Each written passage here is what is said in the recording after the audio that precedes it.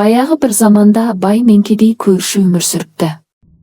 Олардың араздығы сондай, бірін-бірі көргісі келмейді екен. Байдың үйі кең, әдемі болыпты. Іші толған алтын мен күміс.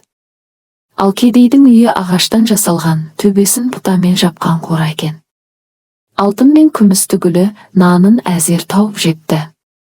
Егін егіп, оны суарып күтіп, орып өз күнін өзі көріпті.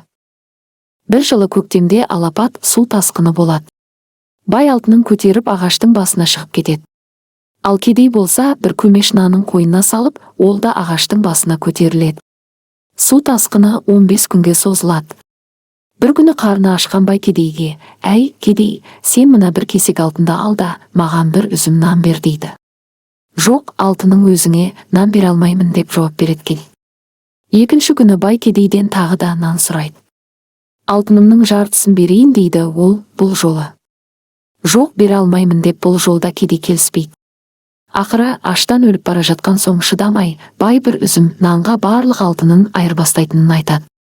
Кедей бәрібір көнбейді. Бойынан күші кеткен бай басы айналып суға құлап кетеді. Ал келесі күні су тоқтап, кедей ағаштың басынан түседі. Халықтың алтын, күміс тас екен, арпа, бидай ас екен дейтіні осыған орай айтылған екен.